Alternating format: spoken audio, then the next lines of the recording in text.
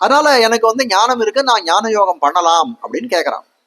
ஆனால் அந்த கட்டம் எப்படி அப்படின்னா, அவனுக்கு கர்மயோகத்தை போதிக்கணும். ஏன்னா அவன் என்ன பண்ணான்னா, இருக்கக்கூடிய அந்த வந்து குருக்ஷேத்திரத்துல வந்து தான் இந்த கீதையே வந்து திருவதாரம். அந்த இடத்துல வந்து கேட்கறான், அவன் வந்து காண்டிபத்தை கீழே விட்டுட்டான் முதல்லயே. வந்து அர்ஜுன விஷண்ண யோகம்னு தானே காட்டுறான் முதல் இது அத்தியாயத்தையே. அப்போ அர்ஜுனனுக்கு ஒரு கவலை வந்து கொடுத்து, அங்க இருக்கக்கூடியவர்கள்லாம் பார்த்து யாரிடத்திலே பிரீத்தி வைக்க கூடாதோ அந்த ஆபாச பந்துக்கள் திறத்திலே அவன் ஒரு வந்து அன்பை செலுத்தினான். அதனால என்ன பண்ண, அவன் கையில இருக்கக்கூடிய வந்து வில்லுக்கு விஜயன்னு சொல்லக்கூடிய தன்னுடைய காண்டிபத்தை நழுவ விட்டான். அப்போ அவனை தேர்த்தி வந்து திருப்பி சண்டை போட வைக்கணுமே. அப்ப என்ன சொல்லணும், அர்ஜுனா உனக்கு ஞான யோகம், நீ நல்ல ஞானவான், அதனால ஞான யோகம் பண்ணுன்னு சொன்னாலும் சண்டை போடுறதுக்கு அவன் இருப்பான். அதனால சொல்றாரு, இல்ல கர்மயோகம் தான் நீ பண்ணணும், கர்மயோகிகளா இருக்கக்கூடிய கர்மயோகம் தான் பண்ணணும். அதனால அதுல சொல்ற எத்யத் ஆச்சரதி சிரேஷ்டா தத்ததேவோ தரோ ஜனா சயத் பிரமாணம் குறித்தே லோகா தத் அனுவர்த்ததே என்று தெரிவிக்கிறார்.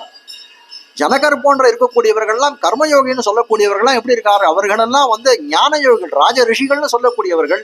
அவர்கள் ஞான யோகம் பண்ணுவதற்கு தகுதி உடையவர்களா இருக்கக்கூடியவர்கள் கூட எப்படி என்ன பண்றா அப்படின்னு கேட்டான்னா, கர்மயோகத்தை தான் பண்ணியிருக்கான் ஜனகன் முதலானவர்கள்.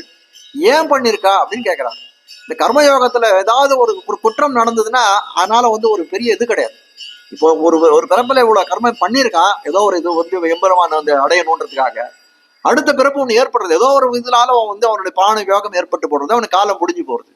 ஆனால் அடுத்த பிறப்பாக ஒண்ணு பிறக்கிறானே, அப்போ அவன் கர்மயோகம் பண்ணான்னா எந்த இடத்துல விட்டானோ அந்த கர்ம வாசனை அவனுக்கு இருக்கும், அந்த கர்ம வாசனை அவனுக்கு இருக்கும். அதனால அவன் எந்த இடத்துல விட்டானோ அந்த இடத்துல புதுசா முதல்ல இருந்து ஆரம்பிக்குவான். ஷேத்வூர்ஜே வாயவஸ்தோன்னு முதல்ல ஆரம்பிக்க வேண்டிய அவசியம் இல்லை, அகாரத்துல இருந்து ஆரம்பிக்க வேண்டிய அவசியம் இல்லை. அவன் நேரம் வந்து பாலபாடத்தை விட்டுட்டு மேல போயிடலாம் அப்படின்னு தெரிவிக்கிறார்.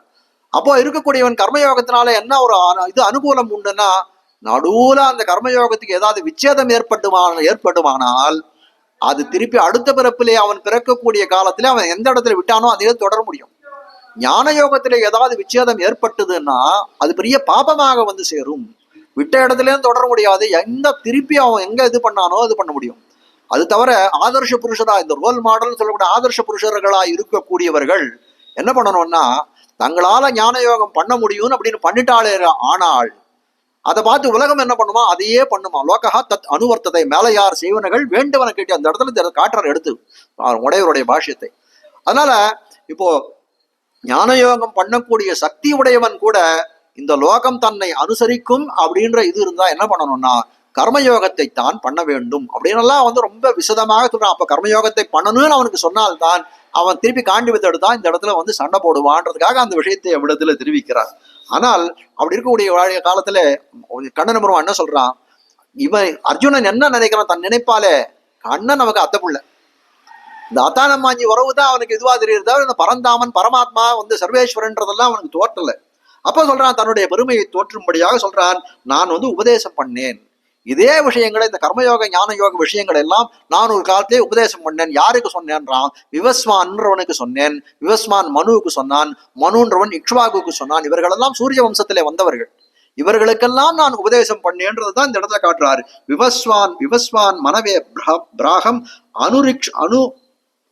அனுரிக்ஷ்வாகவே அப்ரவீது ஏவம் பரம்பரா பிராப்தா.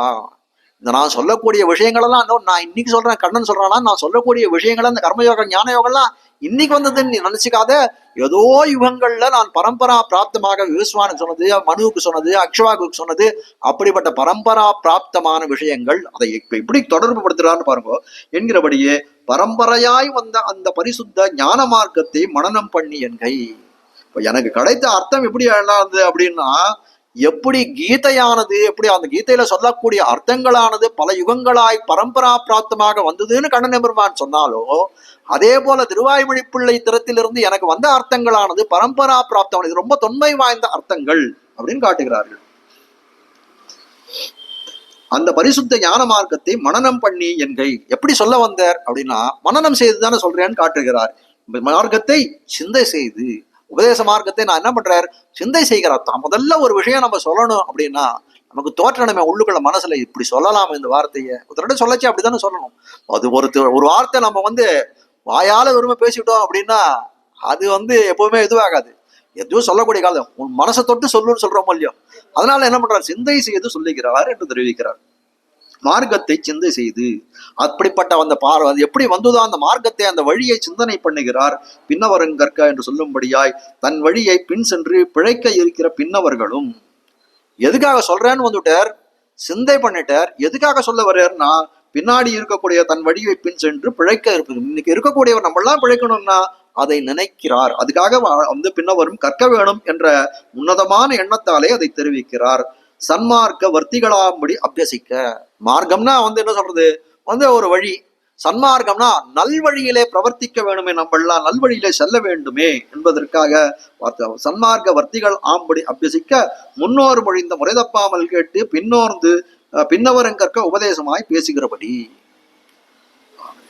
நம்ம பின்னாடி இருக்கக்கூடியவரெல்லாம் இதை அறிந்து ஒரு நல்ல மார்க்கத்திலே செல்ல வேண்டும், இதை அபியசிக்க வேண்டும், அதை கற்று அறிய வேண்டும் அப்படின்னு நினைத்தவர்கள் சொல்லக்கூடிய அர்த்தம் எப்படி இருக்கும் அப்படின்னா, முன்னோர் மொழிந்த முறை தப்பாமல் கேட்டு, பெரியவர்கள் சொன்ன அர்த்தமாகத்தான் இருக்கும். அந்த முறை தப்பாமல் கேட்டு பின்னோர்ந்து அதையே சொல்வதாக இருக்கும். பின்னவரும் கற்க. எதுக்காக சொல்கிறான், பின்னவரும் கற்க உபதேசமாய் பேசுகிறேன்னு பேசுகிறபடி. அதாவது நெறி உள்ளி உரைத்த, நெறி உள்ளி உரைத்தன்றது திருவாய்மொழியில ஒரு துறை. நெறி உள்ளி உரைத்த தர்மத்தை உரைக்கக்கூடியதா இருக்கக்கூடிய திருவாய்மொழி இல்லையா. நெறி உள்ளி உரைத்த என்னும்பா போலே சர்வஜரான தாம் அருளி செய்ததெல்லாம் சொல்லும் அவிடு சுருதியாம். எல்லாம் வந்து இது ஞானசாரத்திலே ஒரு இதை எடுக்கிறார். ஞானசாரன்னு அருளாள பெருமானாராலே அருளி செய்யப்பட்டது. அவர் சொல்றார் சொல்லும் அவிடு சுருதியாம். சொல்லக்கூடிய வார்த்தைகள் எல்லாம் எப்படி இருக்கும் அப்படின்னா, அதெல்லாம் சுருதின்னு சொல்லக்கூடிய வேதத்தினுடைய அர்த்தங்களை புதிந்த அர்த்தங்கள், வேத அர்த்தங்கள் புதிந்ததாக இருக்கும் என்கிறபடியே பிரமாண தமமாயிருக்கும். பிரமாண தமமாயிருக்கும்னா அந்த இங்கிலீஷ்ல சொல்லுவாரு கம்பேரிட்டிவ் டிகிரின்னு சொல்லுவா, நல்ல சூப்பர்லேட்டிவ் டிகிரின்னு சொல்லுவா. கம்பேரிட்டிவ் டிகிரினா ஒன்றுக்கு ஒன்று கம்பேரிசன், இது பெருசா அது சிறந்ததா, இது சிறந்ததா அது சிறந்ததா அப்படின்னு. சூப்பர்லேட்டிவ் டிகிரின்னு சொல்லக்கூடியது கம்பேரிசனே கிடையாது.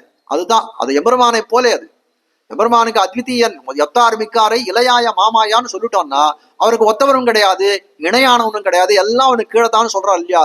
அதை போல பிரமாண தமம் அப்படின்னு சொல்லிட்டோம்னா இதுக்கு மேற்பட்ட பிரமாணமே கிடையாது, எதோடையும் இதை ஒப்புமை பண்ணி பார்க்கவே முடியாது என்று சொல்லும்படியாய் பிரமாண தமமாய் இருக்க பின்புள்ளாருக்கு பிரதிபத்தி ஹேதுவாய் அபியசிக்கைக்கு உடலாக ஆராய்ந்து அருளி செய்தபடி என்கை. பிரமாண தவமாய் இருந்தால் மட்டும் இல்ல, இந்த பின்புள்ள வரக்கூடியவர்களுக்கெல்லாம் என்ன பண்ணலாம், பிரதிபத்தி ஹேதுவா இருக்கணும். இதுல ஒரு வந்து என்ன பண்ணணும்னா, நான் சொல்றேன் அப்படின்றதுனால வந்து உட்கார்ந்துட்டு இருக்காங்களா, இல்ல நான் சொல்றதெல்லாம் கேட்பீங்களான்னு நீங்க இல்லையே, உபதேசத்திரமால சொல்றேன்னு தான் கேட்போம். அப்போ என்ன இது ஏற்படுனா ஒரு பிரதிபத்தி ஏற்படுது. உபதேசத்திரமாலை பெரியவர்கள் சொன்ன அர்த்தம், அப்போ அதுக்கு அதுல ஒரு நம்பிக்கை ஏற்படுறது நமக்கு.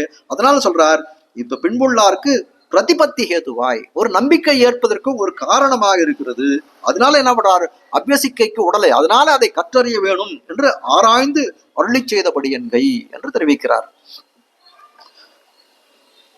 இவ்வளவு விஷயங்களை மேல இன்னும் இந்த உபதேசம், இந்த முதல் பாசனத்தினுடைய வியாக்கியானம் கொஞ்சம் பெருசுதான், இன்னும் ஒரு பக்கம் வேற ஏதாவது இருக்குது. அதனால இன்னைக்கு இந்த இடத்துல நிறுத்துவோம். இன்னைக்கு பார்த்த வந்த விஷயம் என்ன அப்படின்னு கேட்டா, எந்தை திருவாய்மொழியில முக்கியமான இந்த பேட்டிகா விபாகம்னு சொல்லக்கூடியது உபதேச மாலையில வந்து என்னென்ன பாசனங்களால என்னென்ன சொல்லியிருக்காருன்றதை பார்த்தோம். அதுக்கு மேல எந்தை திருவாய்மொழி பிள்ளை இன்னொருளால் வந்த உபதேச மார்க்கம், வந்த உபதேச மார்க்கத்தை சிந்தை செய்து பின்னவரங்கற்க உபதேசமாய் பின்னவரங்கற்க அப்படின்றத வரைக்கும் நிறுத்திருக்கோம். உபதேசமாய் பேசுகின்றேன்றதுல இருந்து நாளைக்கு பார்க்கணும். ஸ்ரீமதே ரம்யஜா மாத்ரு முனீந்திராய மகாத்மனே ஸ்ரீரங்க வாசினே பூயாத் நித்யஸ்ரீர் நித்யமங்கலம். மங்களம் குருஹரியாய மங்களம் குணசிந்தவே வாதிபீதிகர ஹரியாய நித்யஸ்ரீர் நித்யமங்கலம்.